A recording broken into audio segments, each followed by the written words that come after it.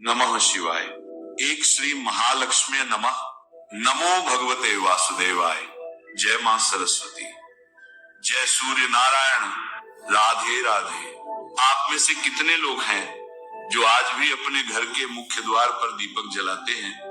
लेकिन कुछ लोग ऐसे भी हैं जो घर के मुख्य द्वार पर दीपक जलाते तो हैं, परंतु इस दीपक को जलाने का सही तरीका नहीं जानते। तो आखिर कौन सा है वह सही तरीका? क्या हम गलत तरीके से जलाते हैं और उसका परिणाम भी हमें गलत ही भोगना पड़ता है? आज मैं आपको शास्त्रों के हिसाब से जो सही तरीका है जिससे कि आपके घर में बरकत होगी, धन दौलत से तिजोरी भारी रहेगी और वहीं आपके घर में तंत्र जादू टोना जैसा कोई काम आपके घर में कभी ना कोई करने की सोच भी नहीं पाएगा। इसके लिए आप सभी को अपने 5 मिनट का समय, बहुत ही कीमती समय जो होता है, वह आपको मुझे देना पड़ेगा। दीपक के बिना पूजा पाठ अधूरी मानी जाती है, क्योंकि बिना दीपक के कोई भी पूजा कर लो, हवन कर लो, यज्ञ कर लो, कोई भी चीज मान्य नहीं होती है। तो दीपक जलाना जितना शुभ होता है, उतना ही ये जानना भी आपके लिए जरूरी है कि सही विधि से जलाया जाए। दीपक से जुड़े कई संकेत हमें पूजा पाठ के दौरान ही मिल जाते हैं, जैसे कि वह यज्ञ या पूजा आपने की है वह सफल हुई है या नहीं हुई है। जैसे दीपक में फूल बनना, पूजा के समय दीपक का बिना हवा के ही बुझ जाना या बाती का पूरा जलना। चौखट पर दिया जलाना तो देखिए कई जगहों पर दीपक सुबह शाम दोनों समय जलाया जाता है। ये अपनी अपनी श्रद्धा और आस्था पर निर्भर करता है, परंतु शाम के समय दीपक घर पर जलाना हमारे घर से नकारात्मक शक्तियों को दूर करता है और वही सकारात्मक शक्ति को आकर्षित करता है। शाम के समय गोधूली बेला में दीपक जलाना श्रेष्ठ माना जाता है। गोधूली बेला का समय 5 से 7 बजे का होता है। इस समय के बारे में कहा जाता है कि जब शाम को सूर्य ढल रहा होता है और गायें चारा खाने के बाद घर लौट रही होती हैं, घर आ जाती हैं, उस समय उनके पैरों की धूल से सूर्य ढक जाता है, इसलिए इसे गोधूली बेला कहा जाता है। इस समय आपको ये दीपक जलाना चाहिए। दीपक जलाते समय आपको एक काम जरूर करना चाहिए, सीधे दहलीज पर इसे बिल्कुल भी नहीं जलाना चाहिए। दीपक को सीधे दरवाजे, मुख्य दरवाजे के एकदम सामने बिल्कुल भी नहीं जलाना चाहिए। लेकिन कहाँ जलाना चाहिए? पहले अपने पूजा के मंदिर में जलाएं और मंदिर में एक साथ 3 दीपक आपको जलाना है। एक दीपक पूजा के मंदिर में लगेगा, दूसरा दीपक आपको तुलसी जी के पास रखना है और तीसरा दीपक आपको हनुमान चालीसा की यह चौपाई, उसे बोलते हुए आपको अपने मुख्य द्वार पर तीसरे दीपक को लगा देना है। चौपाई कौन सी है? ध्यान से सुनिएगा। भूत पिशाच निकट नहीं आवे, महावीर जब नाम सुनावे। इसे बोलते हुए पहले आप उस दीपक को अपने घर में, हर एक कमरे में, पूरे घर में उसे घुमाएं। दहलीज को, जो दहलीज है उसके बाहर की ओर आप इसे रखिएगा।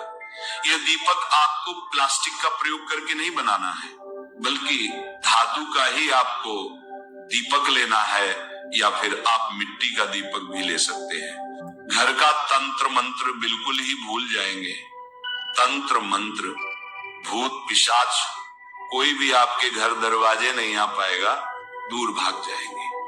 दरिद्रता भी आपके घर से दूर भाग जाएगी और माँ लक्ष्मी आपकी ओर आकर्षित होंगी। घर की हर एक समस्या दूर होगी। ध्यान रहे कि जब भी प्रारंभ करें तब इसी तरह से आपको प्रतिदिन दीपक को जलाना है। ये काम बिल्कुल भी टूटना नहीं चाहिए। बस कुछ ही दिनों में घर में बरकत आना प्रारंभ हो जाएगी। शनिवार के दिन एक लौंग, ध्यान से सुनिएगा, रोज तो आपको दीपक जलाना ही है, लेकिन जब शनिवार का दिन आए तो एक लौंग का जोड़ा और एक चुटकी काले तिल भी आप इस दीपक में डाल दीजिए और उसके बाद आप अपने मुख्य दरवाजे पर इस दीपक को लगाएं। दीपक को साइड में लगाएं, मुख्य द्वार से साइड में लगाएं और 100% आपकी जो भी समस्या है वह दूर हो जाएगी और आप खुद अनुभव करेंगे कि आप एक बार इस प्रयोग को जरूर कीजिए। आपके घर में इतनी बरकत आएगी कि आप संभल नहीं पाएंगे। घर का बच्चा बच्चा सुरक्षित रहेगा, किसी की काली नजर, बुरी नजर आपके घर परिवार पर नहीं पड़ पाएगी और आप दिन दुगनी रात चौगुनी ही तरक्की करेंगे। जीवन में किसी भी चीज का अभाव नहीं होगा। आपको शाम के समय पूजा करनी है तो दिन में भी आप शुद्धता का ध्यान रखें। जैसे कि आप जब भी शौचालय जाते हैं, स्नानागार जाते हैं, तब उस समय शुद्धिकरण अवश्य कीजिए, कुल्ला अवश्य करना चाहिए। हर बार जब आप स्नानागार जाते हैं तो अगर आप दिन भर शुद्धिकरण का ध्यान रखते हैं तो शाम के समय बिना स्नान किए भी सिर्फ हाथ पैर धोकर पूजा कर सकते हैं और चाहे तो स्नान भी कर सकते हैं। जैसे कि गर्मियों के दिन हैं तो शाम के समय भी आप स्नान करके पूजा कर सकते हैं। तो बहुत सारी चीजें आप स्वयं अपने विवेक से निर्धारित कर सकते हैं। शाम की पूजा में दीपक किस समय जलाना चाहिए? शाम को जब पूजा का समय होता है वह प्रदोष काल का समय होता है, मतलब जिस समय सूर्य अस्त हो रहा होता है उस समय हमारे घर में दीपक प्रज्वलित हो जाना चाहिए। अब जैसे कि आप लोगों के प्रश्न आते हैं कि शाम को कितने बजे दीपक जलाना चाहिए, तो देखिए शाम को सूर्यास्त का समय हर मौसम में अलग अलग होता है। जैसे कि सर्दियां चल रही हों तो 5:30 बजे तक भी सूर्यास्त हो जाता है। जैसे गर्मियों का मौसम है तो 6:30 से लेकर 7:00 बजे तक सूर्यास्त का समय होता है, कई बार 7:30 बजे तक हो जाता है। प्रत्येक मौसम में सूर्यास्त का समय अलग अलग होता है, इसलिए एक सही समय बताना कि इसी समय आप दीप प्रज्वलित करें तो ये बहुत मुश्किल होगा और ठीक भी नहीं होगा। एक ही समय पर हर बार हम दीप प्रज्वलित नहीं कर पाएंगे, इसलिए संध्या काल का ध्यान रखिए। जब संध्या काल का समय होता है, मतलब जब सूर्यास्त हो रहा होता है, उस समय आप अपने घर में दीपक प्रज्वलित कर दीजिए। अब बात करते हैं कि कितने दीपक आपको अपने घर में प्रज्वलित करनी चाहिए। शास्त्रों के अनुसार संध्या काल में प्रतिदिन अपने घर के मुख्य द्वार पर एक दीपक अवश्य जलाना चाहिए। इससे क्या होता है? शास्त्रों के अनुसार शाम के समय संध्या काल में लक्ष्मी माता और उनकी बहन दरिद्रता दोनों ही भ्रमण पर निकलती हैं, तो जिस घर के मुख्य द्वार पर दीपक प्रज्वलित होता है उस घर में महालक्ष्मी प्रवेश करती हैं, और जिस घर के मुख्य द्वार पर दीपक नहीं जल रहा हो उस घर में दरिद्रता आती है। तो इसीलिए महालक्ष्मी का प्रवेश आपके घर में हो, इसके लिए घर के मुख्य द्वार पर एक दीपक अवश्य प्रज्वलित करना चाहिए।